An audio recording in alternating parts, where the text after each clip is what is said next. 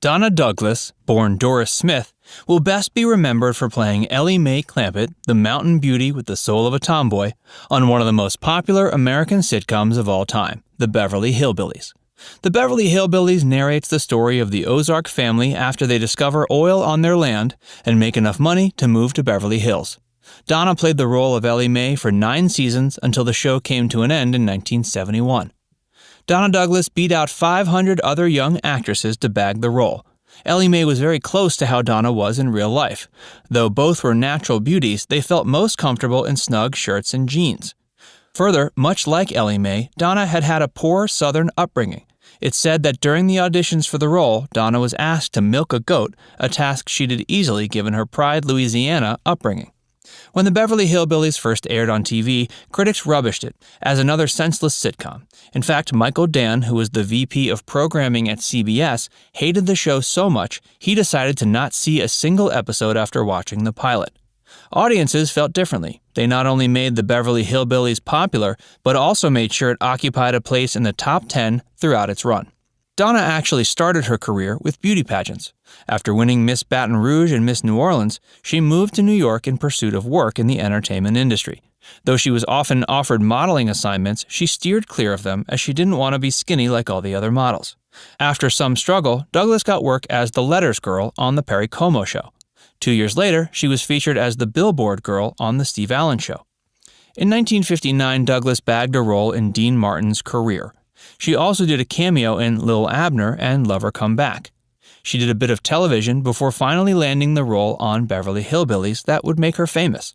After the show ended, Douglas pursued a relatively less successful career as a gospel singer and country musician. She also wrote religious books for children and published a cookbook in the early 2000s. In this video, we'll tell you all about Donna Douglas's life after the Beverly Hillbillies. She made 4 movies but had a starring role in only 1. Though Donna Douglas made 4 movies during her career, she had a starring role in only 1 of them. Donna got her first film break after movie producer Hal Wallace saw her on The Ed Sullivan Show and offered her the role of Marjorie Burke in the 1959 American drama film Career. That same year, she portrayed Lovely in the musical film Lil Abner. In 1961, she was a part of the supporting cast in the romantic comedy Lover Come Back. In the film, she played the role of Peter's secretary.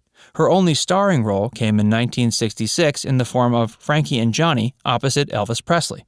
Though the film was a success, it did very little for Donna's film career. She recorded 4 Christian albums during her career. During the early 70s, Donna Douglas realized she was being typecast as Ellie Mae Clampett within the industry. Unhappy with this and unable to showcase her acting talents, Donna decided to quit acting and instead pursue a career as a gospel singer. Other than performing at various church groups and schools and colleges, Donna Douglas also recorded 4 Christian albums.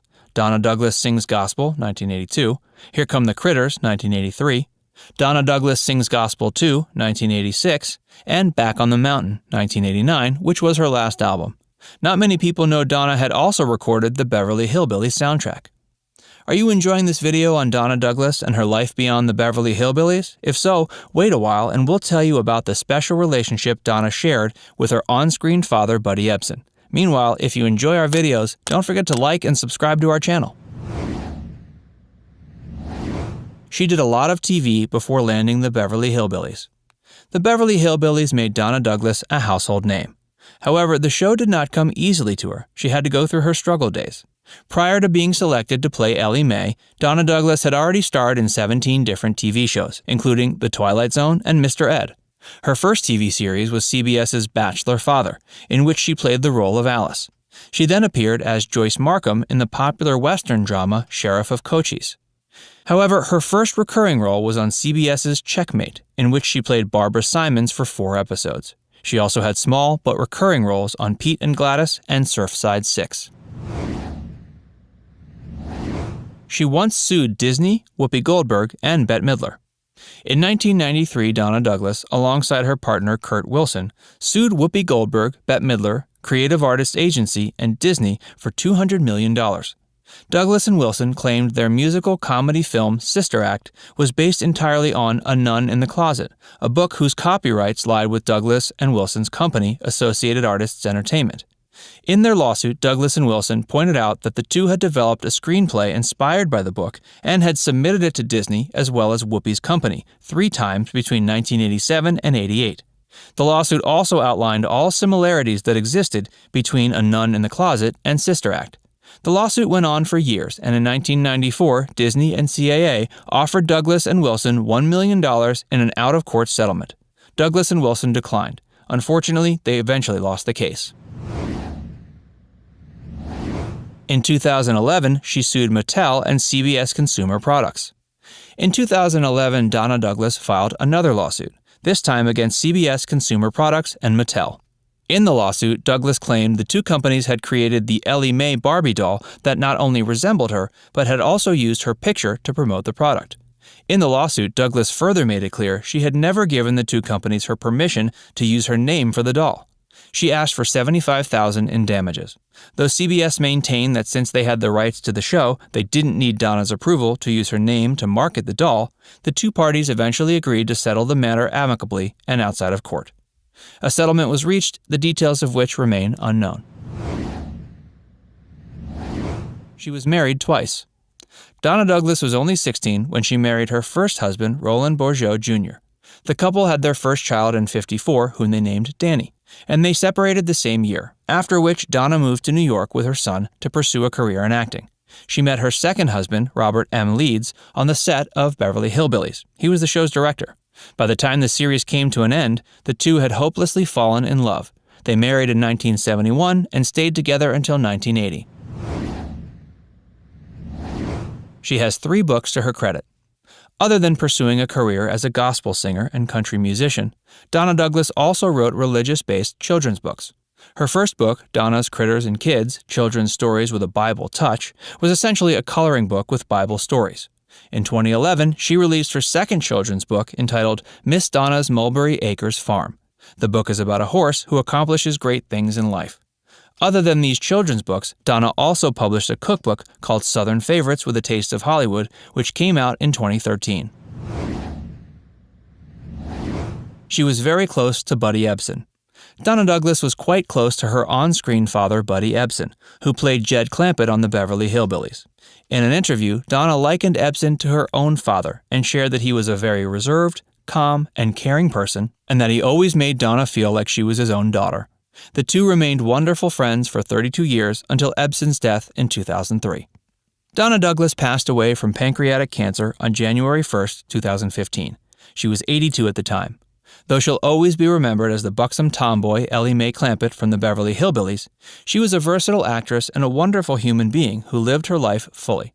She always wore her makeup as well as her smile. The show followed the Clampett family, a rural hillbilly troupe who were displaced from their home by the government when a rich deposit of oil was found in their backyard. The family became rich from the oil and moved to Beverly Hills into an opulent mansion. The hilarious premise was rich with opportunities for crazy scenarios. Audience members roared with laughter as they watched the backwoods family try to get used to a wealthy lifestyle. Even though the show was focused on comedy, it had a few touching moral stories as well. While the country bumpkin type are typically looked down upon by the wealthier members of society, the show taught many Americans to appreciate the simpler things in life. It also taught people it's important not to underestimate others just because they don't have an impressive career or educational background. Of course, the most important part of the show was the hilarious shenanigans of the characters. The audience loved to watch the Clampetts clash with their snooty Beverly Hills neighbors and watch them bumble around with more riches than the family had ever dreamed of. And none of these hilarious performances would have been possible without the show's stellar cast. Despite all their very different life experiences, they were all able to get along on set and perform so audience members could enjoy an evening of laughter. Sadly, because the show aired so long ago, many cast members have been lost to age and illness. In this video, we're going to take a look at the contributions of each member of the Beverly Hillbillies cast, as well as the way each cast member eventually died. Stick around because we're going to reveal the tragic end of legendary actor Buddy Ebsen.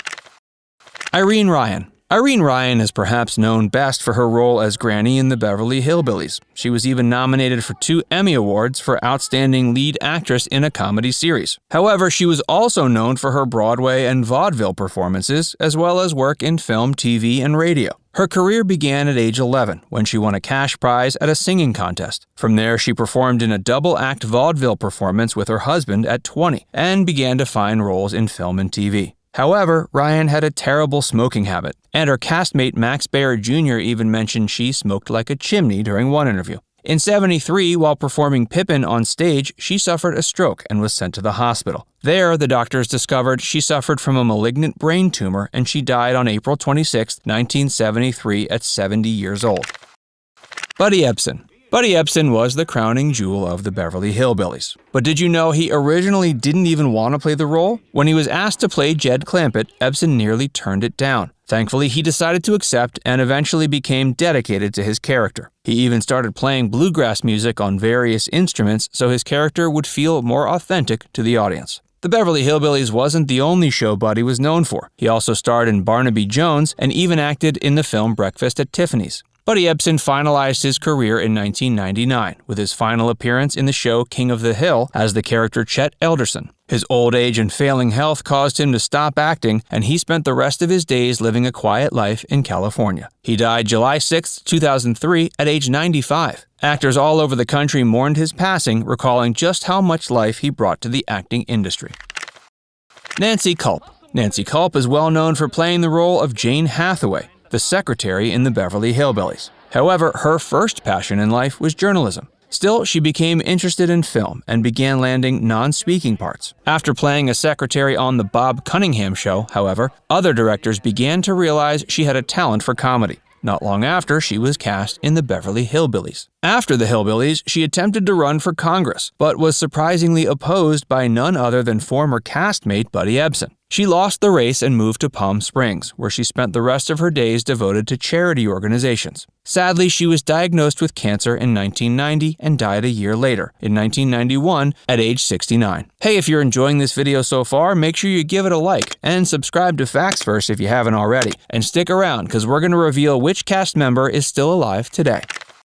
Donna Douglas. Donna is well known for playing the role of Ellie Mae Clampett on the Beverly Hillbillies, but she had an impressive acting career outside the sitcom as well. She even starred alongside Elvis Presley in the 1966 film Frankie and Johnny. After the Beverly Hillbillies wrapped up, however, Douglas decided it was time for a career change. She found a job as a real estate agent, though it didn't last long. She continued to act for a little while longer before becoming a gospel singer. She worked as a speaker for church groups and even traveled to churches with her beautiful singing voice. She later recorded and sold several gospel and country music records. Finally, she also wrote a children's book titled Miss Donna's Mulberry Acres Farm. Later on, she lived a peaceful life filled with travel, gardening, and spending quality time with friends and family. She died January 1st, 2015 from pancreatic cancer. She was 82 years old.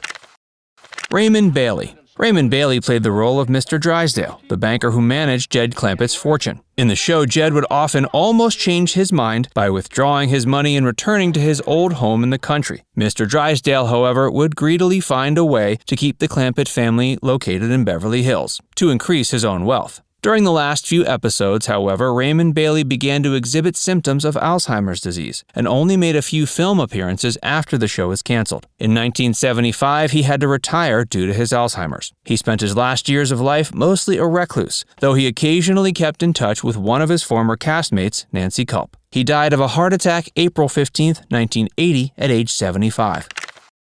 Max Baer Jr. Max Baer Jr. landed fame after being cast to play the role of Jethro Bodine, and unlike the other cast members on this list, is alive today. Even though Max became famous for his role as Jethro, it ended up ruining his career as an actor. Directors simply couldn't imagine him playing any other role, and he was unable to find work. As a result, Max Baer Jr. was forced to make money in other ways. He purchased the rights to the show and made Beverly Hillbillies-themed slot machines and casino games. He even attempted to create a casino of his own, but the project was suspended indefinitely. Nobody really knows what Max is up to these days, but we all remember him fondly for his role as Jethro.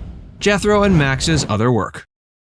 Max Baer Jr. was cast as Jethro, the cousin of Jed Clampett, who would join the family as they moved to Beverly Hills after earning more money than they knew what to do with. Despite being an intelligent and well-rounded person, it was the bumbling fool Jethro that made Max Baer Jr. into a star. He loved the role, and he easily became one of the favorite characters on the show. He played Jethro from 1962 to 1971 and appeared in almost 300 episodes of the show. He loved working on it, and this is what gave him further opportunities to act in TV and film. He remained busy throughout the 1960s. He did a variety of roles, most notably appearing in westerns, and he also had a prominent role in the 1967 western film A Time for Killing. All of a sudden, Jethro made Max Baer Jr. famous, and he embodied the character so well that even some of his closest friends began referring to him as Jethro. He was grateful, of course, as this would bring him more work. But even with this constant work, there was still a section of the audience as well as key industry players who could only see Max as Jethro. He was being typecast, and he did regret the role at times. He was a serious actor and wanted to continue to play a variety of roles, but even after the Beverly Hillbillies ended, he feared whether this would be possible. He enjoyed the comic role, but feared Jethro's stupidity would make him seem like a dumb person. In fact, roles washed up largely, and he didn't do much acting work after the Beverly Hillbillies ended. He did have two notable film roles in the films Macon County Line and The Wild McCullochs. He was also the producer and writer of Macon County Line and spent much of his later career behind the camera. In the 1980s, he appeared in 2 episodes of the show Max Houston, and his final acting role was in his second episode of Murder, She Wrote in 1991. Some diehard fans have wanted to see him act since then, but he's retired and shows no signs of wanting to return. He hasn't written, directed, or produced a film or TV show either, and focuses mostly on entrepreneurship these days, though he hasn't forgotten his beginnings with the Beverly Hillbillies. His acting career was therefore short-lived. He only has 22 films and TV show credits to his name, and we haven't seen him act since the early 90s.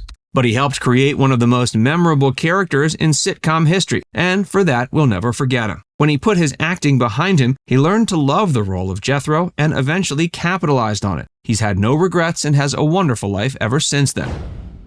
Max Baer Jr.'s life.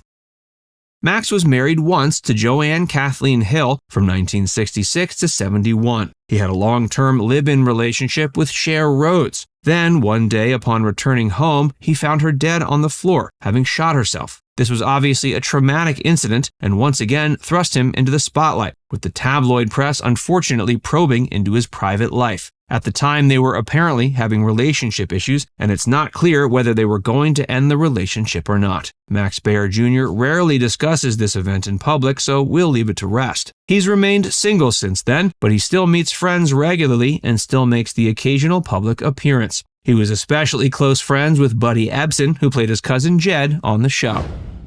Max Baer Jr. today. While Max eventually called it quits with acting, he didn't slow down in his career one bit. Owing to his studies in business, he decided to pursue entrepreneurship. He bought the licensing rights to the Beverly Hillbillies and decided to open a casino and other ventures based on the theme of the show. It had short-lived success, but he was eager to keep trying entrepreneurship. He mostly got fed up with the Jethro character. While he was glad with the role, he was ready to move on and didn't participate in the 1981 reunion show. Nevertheless, he still tried to cash in on Jethro and the Beverly Hillbillies by trying to sell slot machines with motifs from the show to casinos. He even tried to open a Beverly Hills-themed hotel. In 2015, Donna Douglas, whom Max Baer Jr. had kept in touch with, had died, and this left Max as the last surviving member of the Beverly Hillbillies cast. While Jethro may have halted many of his acting ambitions and made it much harder for him to get serious roles, he certainly didn't give up in life. Macon County Line, which he wrote, produced, and acted in, was the highest-grossing film in America of its time. He also had experience behind the camera for other film projects and focused his time on learning his craft. He still gives the occasional public appearance and appeared in a documentary about Buddy Ebsen following Buddy's death. He's now in his 80s and is enjoying every moment of his life. Cheap mansion. There are rumors flying around that the show paid just around $500 to film in the mansion where they shot most of the show. After the show became successful, they eventually became contented with the mansion and it became the permanent home of the Drysdales. The owner of the mansion allowed them to shoot in the mansion as long as they would never reveal the address to anybody. Unfortunately, with a huge staff of cast and crew always on hand for each episode, it was not long before fans found out the location. Some diehard fans of the show patiently waited outside the mansion with the hopes of getting an autograph signed by one of the actors or actresses of the show. Mrs. Drysdale and Sonny's age difference is only 8 years. Believe it or not, the actor who played Sonny is only 8 years younger than the actress who portrayed Mrs. Drysdale. There was no doubt anyone noticed the small age difference, though. After all, the important thing is they played their roles to perfection, and they did. Besides, good actors can easily make themselves look younger or older if the role needs them to be. Mrs. Drysdale's secretary tried politics. The actress who played Mrs. Drysdale's secretary decided to try her luck at politics after her acting career was over. In fact, she decided to run for a House of Representatives spot in the state of Pennsylvania. She was not exactly successful in her quest, but you know what they say, at least you tried. She did, and she showed that she had the capabilities of having a seat, but the voters did not think so. One of the biggest reasons she lost the election was because one of her stars ranted about it on radio. He thought it was not a good idea for her to do it, and she paid the price. It was definitely not the right thing to do, but all he did was air his laundry. John Wayne's cameo. A lot of fans have been clamoring for a John Wayne cameo at the TV show. To nobody's surprise, the action star was actually a big fan, and he agreed to do a cameo on the 5th season. He did not even demand a high payment for his appearance. He loved to do it, and there was even talks of him doing another one. Of course, that didn't happen, but like every other fan, he always has his eyes glued to the TV show. Fans ignored the critics. The Beverly Hillbillies rose to the #1 spot in cable TV rankings faster than anybody else. Not all critics liked the show. Some called it boring, while some thought it would not last that long. It felt great for the creator of the show to prove the doubters wrong. Once fans liked the show, they were there until the end. They got a lot of loyal fans who would anticipate each episode. Sharon Tate's small role. Best known for being director Roman Polanski's wife, Sharon Tate had a small role for the TV show in a few episodes. Now, Sharon Tate recently got played by Margot Robbie in Oscar-nominated movie Once Upon a Time in Hollywood. Max Baer Jr. disputes character use. Max Baer Jr. is most notably known for playing Jethro in the Beverly Hillbillies. CBS decided to open a barbecue chain in his name, but didn't tell him about it. They realized too late that it was a big mistake not telling him about it, since he did not take the news too kindly. He ended up finding out and did not hesitate in suing CBS. Eventually, both sides came to an agreement. Max plays double duty. Speaking of Max, there was a time in season 1 of the show when he pulled double duty and also played Jethro's twin sister. It takes incredible acting skills to pull off 2 people in one TV sitcom, and he managed to pull it off. Another person did the voiceover for the character so Jethrin could pass up as a real female. Thankfully, there was no need for the character to appear in future episodes. Donna Douglas contributes to Rise of Blue Jeans. When Donna Douglas donned blue jeans in the episodes of Beverly Hillbillies, she became nicely known for it. In fact, she inspired millions of people all over the world to also wear blue jeans. This contributed to more people buying the product. Thus, brands that produce blue jeans have Donna Douglas to thank for their increase in sales. What did MD for Granny stand for? Granny always referred to herself as Granny MD. MD did not stand for what you think it does. It actually stands for Mountain Doctor. Fortunately, Granny did not reveal why MD stands that way for her. She can only say it was a fun acronym. No more Granny roles. When the Beverly Hillbillies ended, there was no shortage of offers for Granny. In fact, she got an offer to play a role that was pretty similar to the one she played in the hit TV sitcom. She did not think twice about saying no to those offers. She finally decided to live her dream of performing on Broadway. Even at an old age, she was able to fulfill it. That just goes to show that young dreams never die. You can still accomplish your dreams as long as you want to pursue it. Buddy Ebsen equals best-selling author. Buddy Ebsen decided to try writing a novel after he retired from acting. It was an immediate success thanks in large part to his role in the show.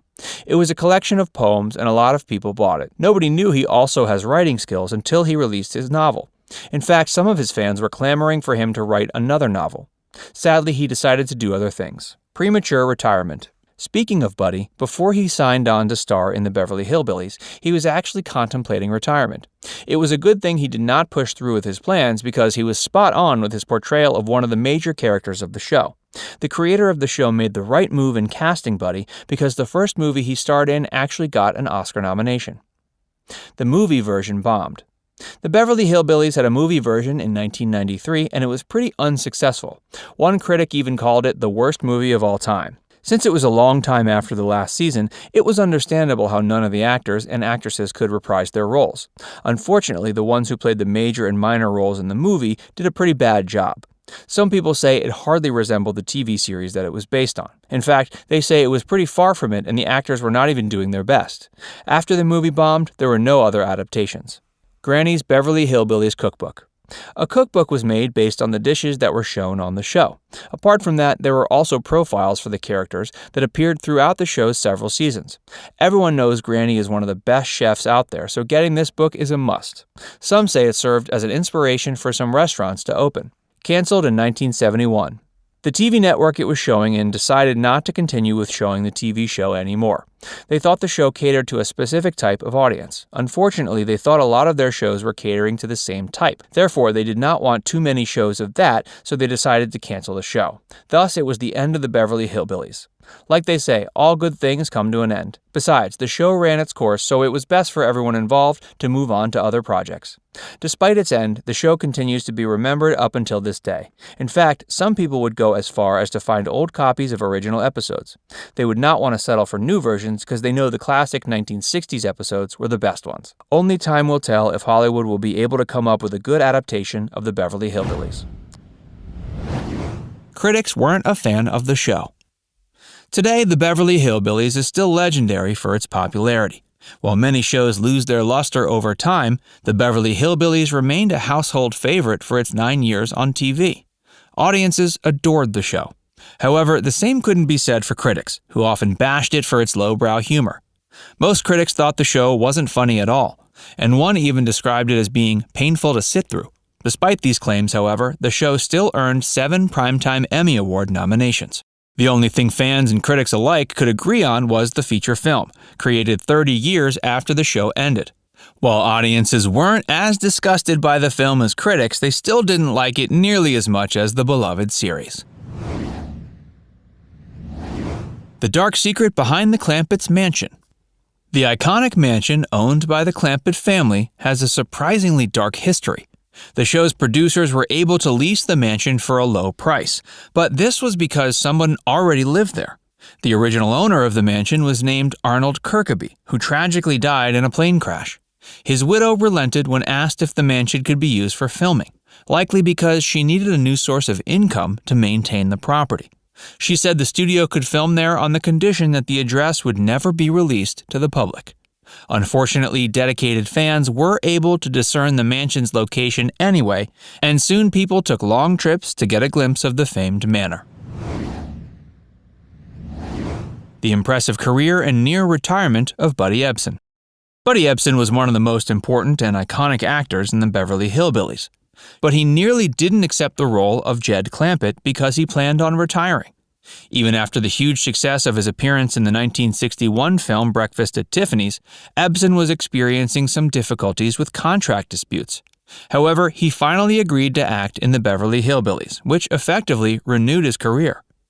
He continued to act until just a few years before his death in 2003, starring in popular films and TV shows like Barnaby Jones. A bizarre mistake. The Beverly Hillbillies may have been an American sitcom, but it was incredibly popular across the globe. The show was being broadcast in a host of European countries. However, in the days before the internet, international communication often suffered from misinterpretation. As a result, one Dutch TV station mistakenly believed the show was over in 1966, even though the show was at the peak of its popularity. The company, NCRV, didn't even realize the show continued to run until 1971. It wasn't until 1973 they realized their fatal mistake. The poor Dutch viewers missed out on 6 years of the beloved show. Thankfully, that sort of thing is far less likely to happen today. Behind-the-scenes tensions. Audience members loved to watch the hilarious family shenanigans of the Clampetts. However, while the Clampetts appeared to be quite chummy on screen, this wasn't exactly the case behind the scenes. Buddy Ebsen and Nancy Culp, who played Jed and Miss Jane Hathaway respectively, had a lot of bad blood. While they tried to keep things professional for the sake of the show, things sometimes got out of hand. Still, the two were able to act alongside one another and convince the nation they were close family members right up until the very end of the show. While the Beverly Hillbillies had a fittingly happy ending, the same couldn't be said for the mansion. Make sure you stick around until the end, where we'll reveal the tragic end of that famous mansion. And if you're enjoying this video so far, take a minute to like it and subscribe to our channel for more. A surprising fashion impact. You may be surprised to learn the Beverly Hillbillies actually caused a new fashion sensation. After all, you wouldn't usually imagine hillbillies to be trendsetters. However, celebrities, films, and popular TV shows have always been one of the main sources of new fashion crazes. In the 1960s, Levi's jeans became the hottest new fashion, all because of the character Ellie Mae. Fans loved the way she rocked those cut-off jeans and soon had to go out and buy a pair for themselves, which certainly helped boost Levi's sales. Buddy Ebsen's dedication to his character. Despite Buddy Ebsen's original reluctance to join the show, he became incredibly dedicated to portraying his character. He wanted Jed Clampett to feel authentic to the viewers, so he began to play bluegrass music with a variety of instruments native to the Appalachian Mountains.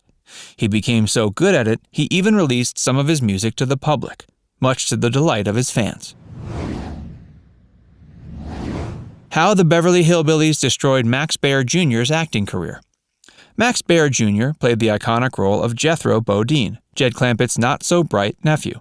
The role brought him huge success while the show was running. After it ended, however, he found it actually hurt his career as an actor. Producers and directors simply couldn't imagine him as anyone other than Jethro, and he was unable to be cast in new shows and films. As a result, he retired from acting. Thankfully, he still had other talents. After the Beverly Hillbillies, he took to working behind the scenes as a director, screenwriter, and producer. Legal mistakes. There's a lot of legal procedure that goes into making a show. Copyrights and contracts are a huge deal and have a massive impact on a show. Unfortunately, the channel that aired the Beverly Hillbillies, CBS, forgot to renew the show's rights after a couple seasons. This meant the Beverly Hillbillies entered public domain, and now you can find all those episodes all over the internet as well as on DVDs and VHS. Since they're in the public domain, CBS can't control who reproduces or views the content, and as a result doesn't make much money off those episodes.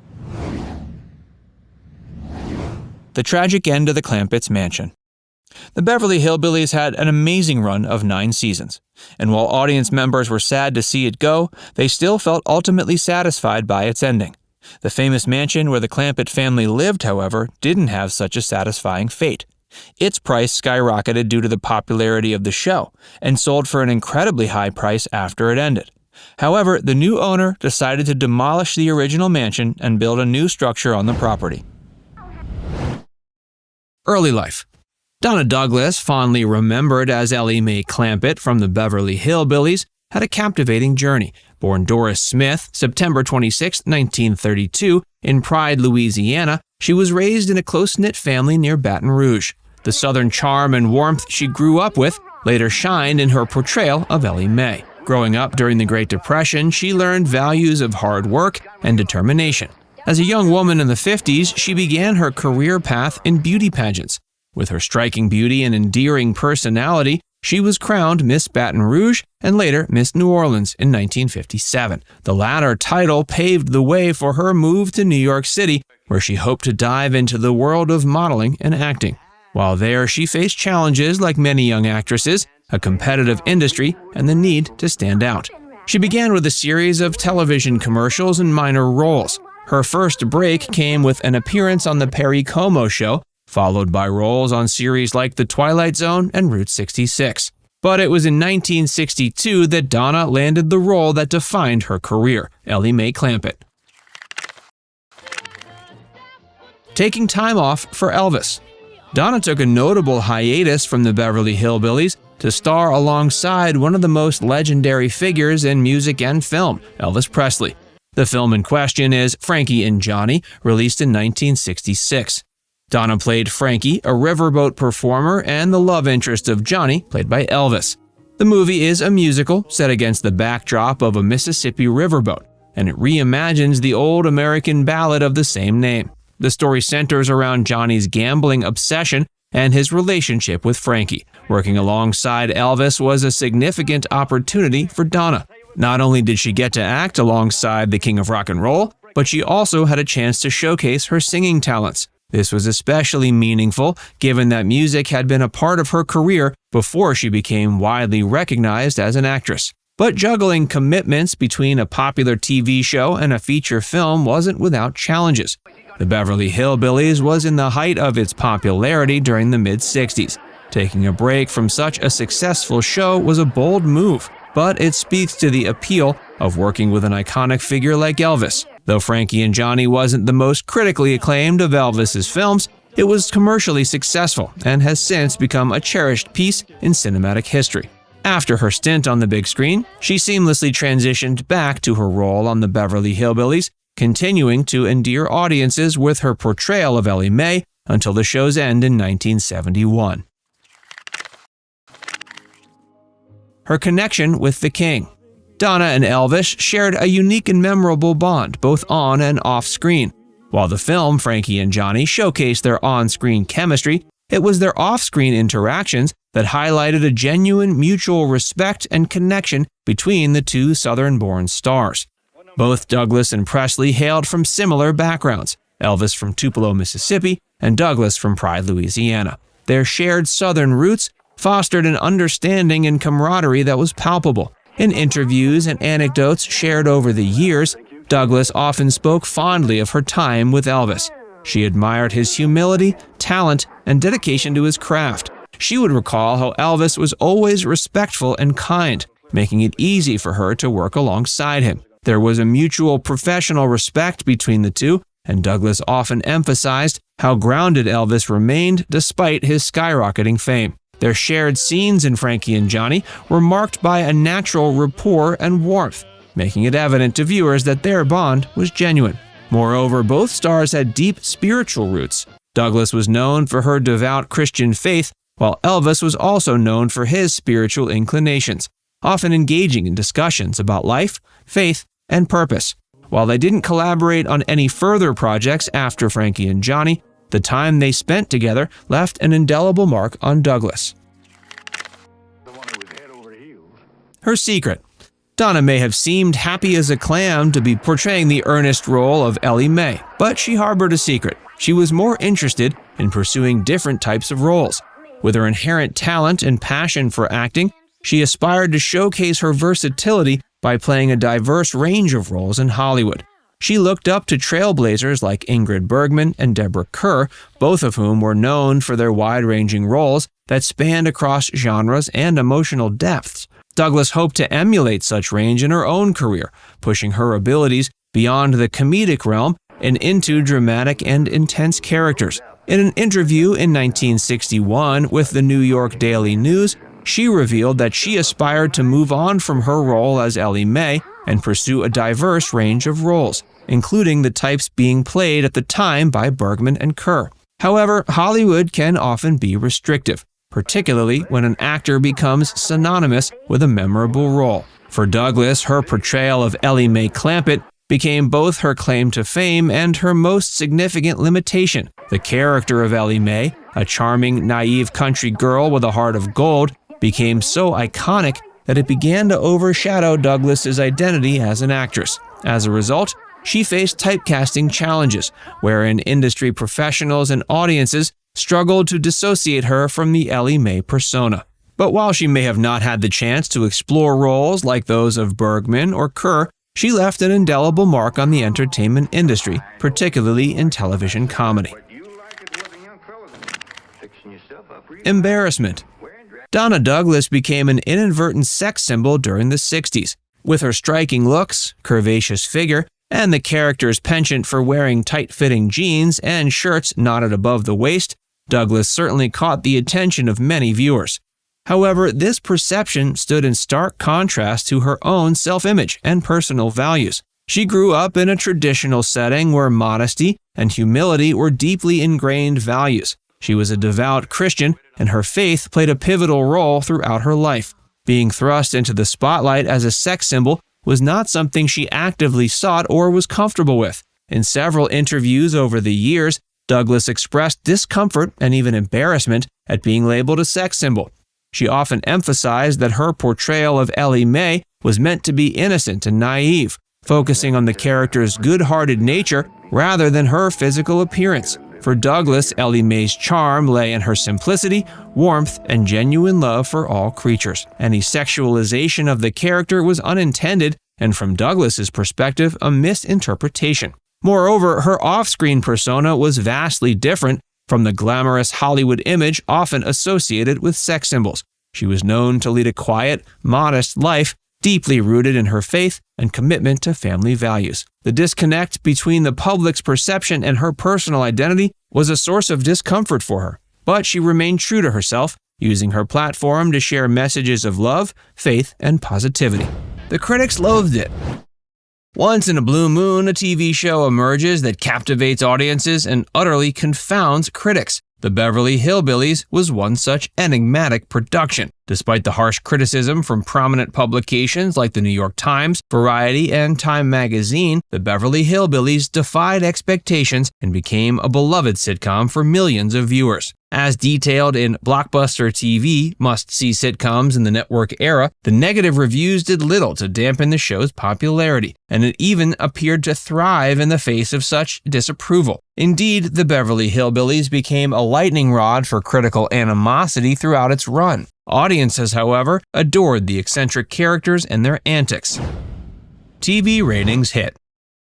The Hillbillies, in defiance of its naysayers, swiftly catapulted to the apex of TV popularity. Within a mere 3 weeks on air, the show claimed the top spot in the ratings, a meteoric ascent that later became the stuff of legend. It didn't stop there either. The show held on to the coveted #1 position for an unprecedented 2 seasons and remained a fixture in the top 20 for 8 seasons. Only during its final year did the sitcom's ratings falter, but by then it had already etched its name in TV history. In 6 short weeks after its debut, the Hillbillies had become the most watched program on television. Between 1962 and 64, an average of 57 million viewers tuned in to the antics of the beloved Clampett clan. In addition to particularly noteworthy episodes, which aired January 8th and 15th in 1964, hold the distinction of being the second and fourth most watched television episodes of the decade. The legendary episode The Giant Jackrabbit has secured its place as one of the most watched half-hours of all time. This iconic installment aired on the same day as President Johnson's first State of the Union address, attesting to the show's immense popularity. It's worth noting that the Beverly Hillbillies attracted around 60 million viewers at a time when the U.S. population was approximately 190 million, which meant a staggering 44% of all American televisions were tuned to the show during its peak.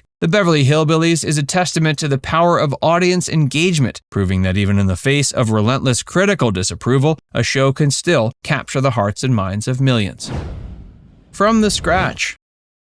The Beverly Hillbillies had its humble beginnings on a trip through the South taken by its creator, Paul Henning. In 1959, while exploring Civil War sites with his mother-in-law, Henning was struck by the idea of transplanting a rural Southerner into the heart of a sophisticated urban environment. Initially, New York City was slated as the show's setting, but Beverly Hills was chosen as the more feasible setting due to cost considerations. The inspiration for the series, however, can be traced back even further to Henning's childhood in Missouri. As a young boy, Henning, a native of the South, was an enthusiastic member of the Boy Scouts. His passion for nature and rural life was ignited during camping expeditions in the Ozarks near the town of Noel, Missouri. These adventures, which sometimes involved 14-mile hikes into the wilderness, left an indelible mark on him, and he later drew upon these memories when crafting the Beverly Hillbillies. In an interview with the Television Academy Foundation, Henning fondly recalled that he always had great affection for hillbillies, which started when he was a Boy Scout.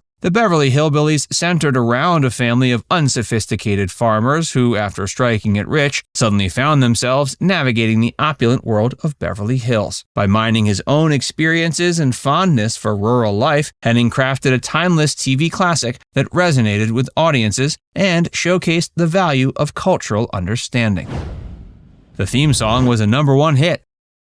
Lester Flatt and Earl Scruggs, the legendary founders of the Foggy Mountain Boys, made a lasting impact on country and bluegrass. Their most famous work, The Ballad of Jed Clampett, remains their sole #1 hit. The catchy theme song for the Beverly Hillbillies topped the country charts in January of 1963 and even managed to reach number 44 on the pop charts, showcasing its crossover appeal. The talented banjo players were no strangers to the show, as they appeared in 7 episodes playing themselves. Interestingly, the original on-air version of the theme song was not performed by Flatt and Scruggs, but by Jerry Scoggins, who was working as a stockbroker at the time. Scoggins' rendition of the tune became synonymous with the show, further cementing its place in popular culture. When a movie remake of the Beverly Hillbillies was in production in 1993, Scoggins reached out to the studio about reprising his iconic performance. The studio, unaware Scoggins was still alive, was pleasantly surprised by his offer.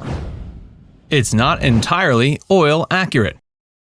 The premise of the Beverly Hillbillies, while entertaining and engaging, does indeed defy geological reality. In the show, Jed Clampett, a struggling mountaineer, accidentally discovers an oil deposit while hunting, which sets the stage for his family's transformation into wealthy Beverly Hills residents. However, in reality, oil deposits are rarely, if ever, found in mountainous regions. The formation of oil reservoirs typically requires specific geological conditions that are not present in these areas. Mountainous regions are formed through the collision of tectonic plates, resulting in the uplift and folding of the Earth's crust. This process creates an environment not conducive to the formation of oil deposits. But it's no big deal since the show is a work of fiction, designed to entertain rather than educate. The show's charm and appeal lie in the characters, their humorous fish-out-of-water experiences, and the cultural clashes they encounter, rather than its geological accuracy.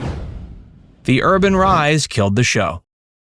The cancellation of the Beverly Hillbillies, along with other rural-themed shows like Petticoat Junction and Green Acres, was part of a strategic move by CBS in the early 70s. This move is often called the Rural Purge, during which the network sought to revamp its programming lineup to better cater to the tastes and preferences of a growing urban demographic, particularly younger viewers. CBS believed this demographic was more interested in shows tackling contemporary issues, featuring urban settings, and having a more sophisticated appeal. As a result, the network began systematically canceling shows with rural themes or settings, regardless of popularity or ratings. The Beverly Hillbillies, despite its enduring charm and loyal fan base, was not immune to this corporate shift. Movie adaptation.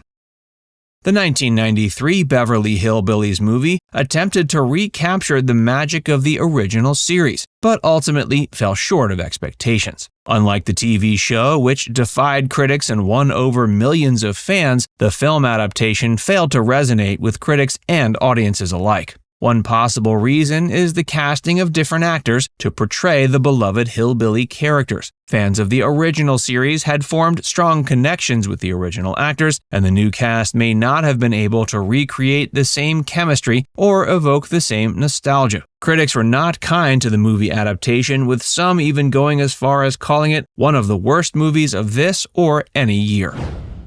Discovering oil in real life.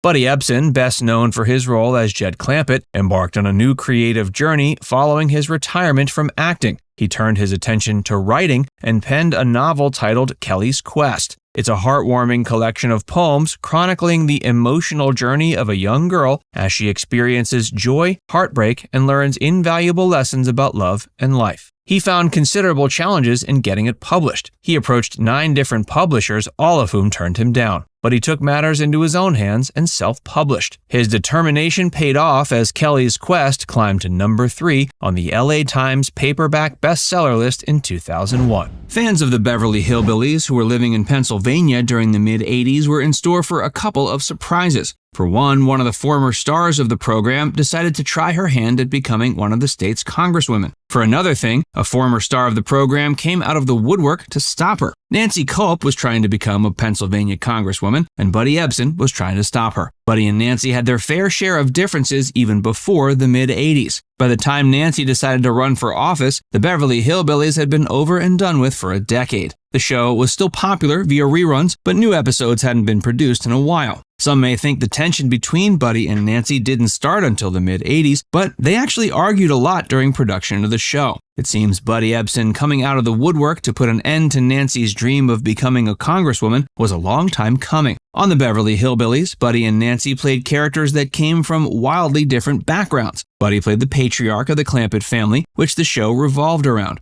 As the story goes, the Clampetts are a working-class family that strike oil and become millionaires, moving to Beverly Hills. In Beverly Hills, Nancy Culp played the accountant in charge of keeping track of the Clampetts' fortune. Buddy and Nancy were always arguing about politics. Buddy and Nancy didn't bicker too much on screen, but they were known to bicker profusely when the cameras weren't rolling. Though Nancy's bid to become a Pennsylvania congresswoman was still many years away, she was just as outspoken politically during her time on the show. Buddy was also someone outspoken about his political beliefs, even though he never officially ventured into politics. Buddy was a very conservative Republican, whereas Nancy was an exceptionally liberal Democrat. As one might imagine, the two often had issues to argue about. While their on-set arguments were generally said to have started out as cordial, they typically devolved into shouting matches. The cast and crew of the show became very used to Buddy and Nancy's political bickering. The series was a gigantic hit for CBS, and it did well in the ratings during its entire run. One can imagine Buddy and Nancy never had to bicker again after the Beverly Hillbillies came to an end. But this all changed in the mid-80s, when Nancy announced she was going to run for office after numerous decades of working as an actress. Buddy had something to say. At the time, she was running against a Republican congressman defending his throne. His name was E.G. Schuster, and he's still around today at age 90. Nancy had her work cut out for her as a Democratic underdog going up against a beloved Republican giant. The fact that Ronald Reagan was popular in the area only made the battle that much harder.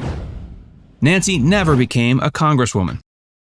If Nancy Culp had won the election, she would have put an end to a 12-year reign that the Republican Party had held over the state of Pennsylvania. Sadly, the former actress ended up failing in her mission. There were numerous reasons why Nancy didn't end up winning the fight, including the fact that Pennsylvania was simply too conservative at the time, but Buddy Ebsen also played an unlikely role. When Buddy got wind of the fact that his former co-star was running, he knew he had to do something. This came in spite of the fact that Buddy was a resident of California and had very little skin in the political game. Buddy remembered his and Nancy's political arguments from their time on the Hillbillies, and it's likely this inspired him to take action. Despite not being a resident of Pennsylvania, Buddy offered his services to E.G. Schuster. Buddy filmed a handful of TV commercials for the incumbent congressman and recorded a handful of ones for the radio. These ads could be seen and heard all over the state. When Nancy heard them, she was understandably devastated. She felt it was incredibly petty of her former TV co-star, especially given the fact he wasn't a resident of Pennsylvania. Buddy Ebsen's commercial for E.G. Schuster certainly didn't help matters, but Nancy was already an unlikely candidate to win.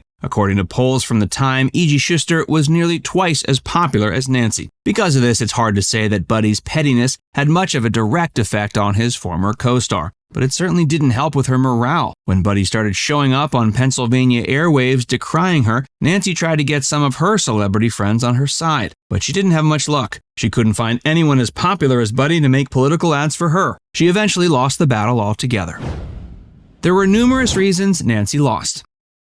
Nancy Culp lost to E.G. Schuster, though she didn't regret her attempts to win. Besides Buddy's political ads and the state's general conservatism at the time, other things that prevented her from standing a chance include the fact that she was only able to fundraise a fraction of the money he was. Industry was on E.G. Schuster's side, and the ultra-liberal Nancy Culp stood no chance against the reigning giant. Nancy passed away in 1991, not many years after her failed attempt to become a congresswoman. By the time of her death, the actress claimed that she and Buddy had put their differences aside. The actress seemed to hold no grudge against her former co-star when she passed. This is all well and good, but these words never came from Buddy himself before he passed in 2003. He kept his mouth shut about his relationship to the late Nancy Culp and remained an outspoken Republican until his death. Another surprising fact about Buddy and Nancy is that the two were both naval officers before becoming popular in the entertainment industry. Buddy would have probably liked to hold his combat experience over his liberal co-star, but the fact that Nancy had the same experience made it so he couldn't. It probably enraged him quite a bit that his female co-star was such a match for him politically. If this is the case, it makes sense why the actor came out of the woodwork in the mid-80s to hurt her political campaign.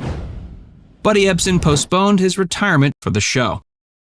Before being cast, Buddy Ebsen was a veteran performer and was ready to call it a day. The actor famously delayed his own retirement so he could play the role of Jed Clampett. He liked the concept of the show, but he felt the character of Jed needed to be written a little better. Before joining, Buddy made some changes to the character that made the show more appealing. According to legend, the issue Buddy took with the original concept was that Jed was too much of an idiot. Buddy felt that even if the character was uneducated, he should have some level of streetwise savviness. These changes were made, and Buddy was happy to play the character over the course of the hit series' 9 seasons. In Buddy's insistence that the blue-collar character of Jed be portrayed more intelligently, we can see some of the veteran performer's political leanings. It also certainly helped the show appeal to a blue-collar audience. Besides the tension between Buddy and Nancy, there wasn't much negativity on set, but it has been revealed in recent years that every time the character of Granny could be seen on the show smacking the character of Jethro, the smack was real. Actress Irene Ryan, who was a well-tempered woman, played Granny, but she couldn't help herself when it came to smacking co-star Max Baer Jr., who played Jethro. Max was the son of a professional boxer, and Irene loved walloping him. Story about a man named Jed. Old mountaineer barely kept his family.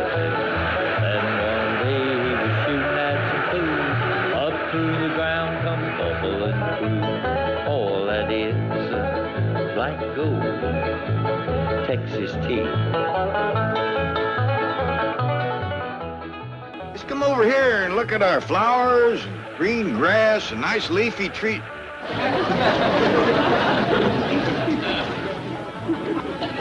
What's wrong, pal? Just when I'm trying to sell Granny on Beverly Hills, some darn fool neighbor commences running around in his underwear. Move away from there. Said California is the place you ought to be. So they loaded up the truck and they moved to Beverly Hills. That is swimming pools, movie star.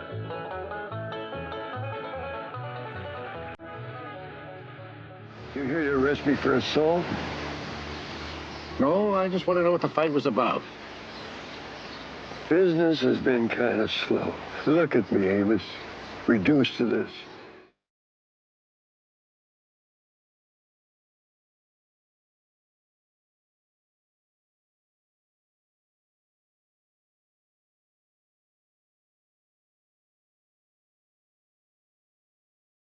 One party can't walk and the other one can't even stand up. Who told you that? They did. I've been watching the TV. The Republicans claim that the Democrats is dragging their feet. And the Democrats come back and say that the Republicans ain't got a leg to stand on.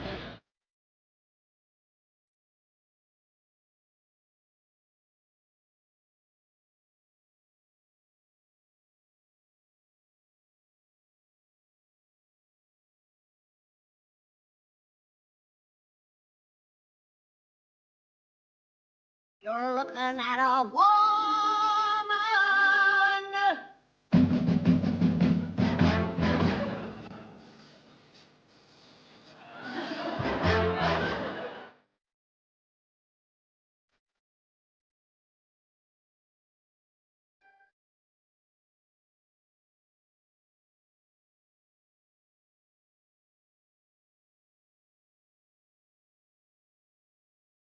Well, thank you. After I've been an extra for a while, can I be a star? Proved.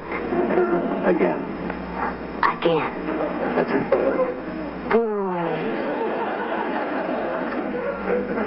Oh, right. You're more fun than Elmer.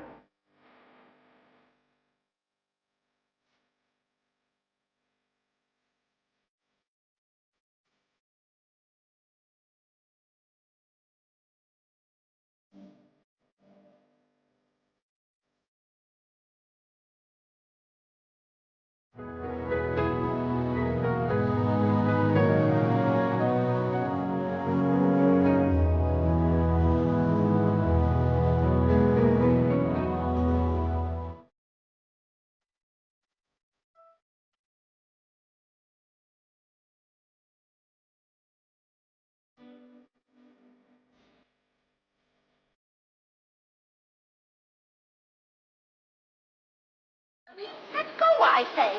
Let go. Have you gone mad? Let go, you beast. Step aside, lady. I'll shoot it.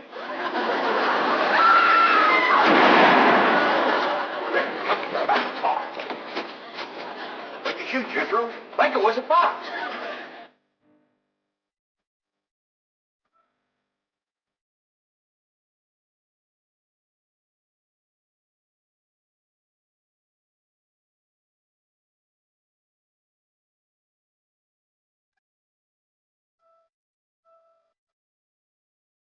coming out for the new slot machine on the new format, and I haven't had a job in a long time, and I really need the money, so I sure hope the people play it. You can buy my sleeves from the rest of my shirt here, you know? We are here. This is the demo of IGT's new Hillbillies Millionaire Mile. And they look terrific. I hope they do well for you and for me. As a matter of fact, to hell with you. I hope they do well for me.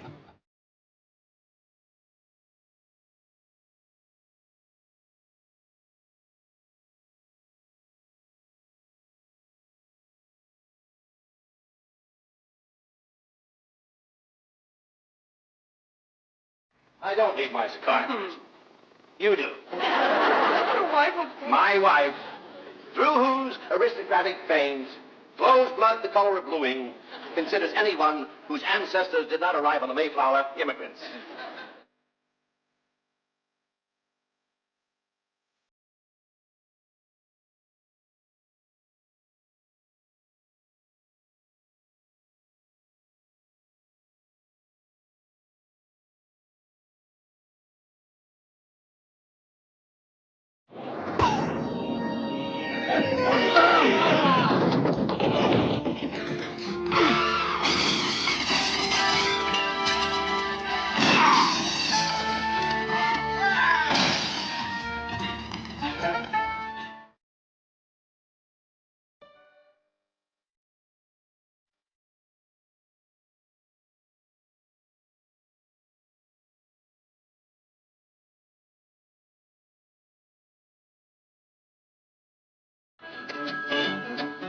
Drysdale's office is Hathaway speaking. Boston. That must be Mrs. Drysdale. No, don't put her on. You'll only make my life Mrs. Drysdale. How are you? How are things in Boston?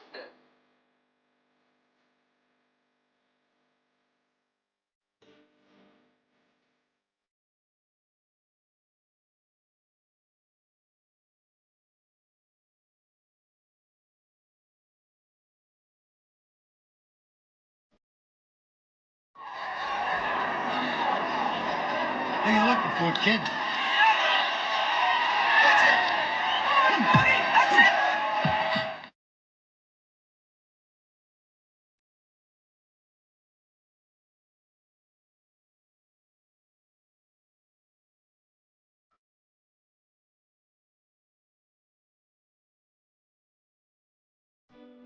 Any member of your family is a friend of mine. There she is. What a charming little cousin. You like her? She's adorable.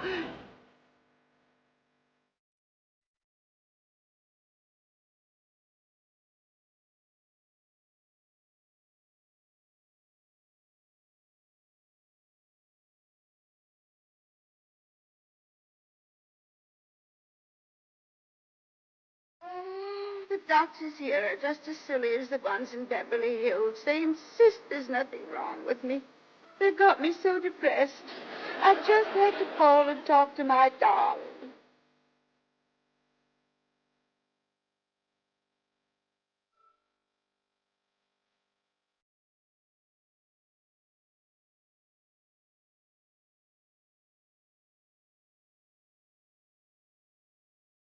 Nursing the sick. Well, it might be the flu bug, and you wouldn't want to catch it. Good night. If his flu bug is as hard to catch as he is, I got nothing to worry about.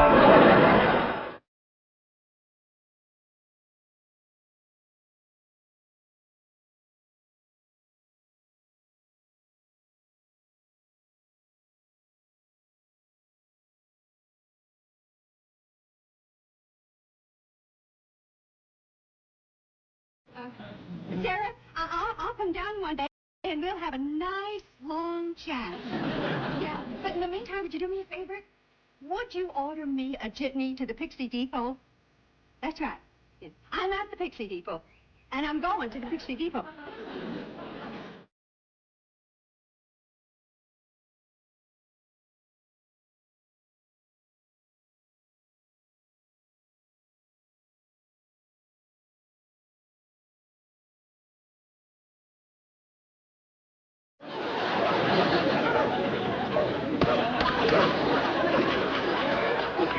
Granny? Of course I'm all right.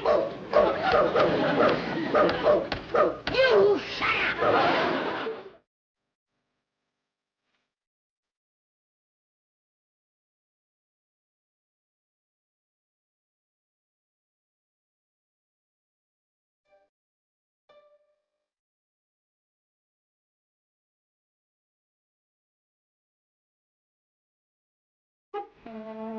That's not Sally, that's Judy. She's our chip. You gotta be kidding.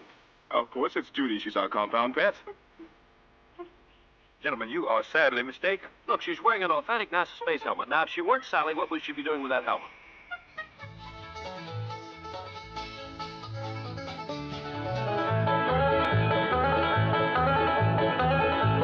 Now it's time to say goodbye to Jed and all his kin. They would like to thank you folks for kindly dropping in. We'll invite you back again to this locality to have a heap in heaven of the hospitality. Beverly Hillbillies, that's what they call them now. Nice folks. You'll come back in much better.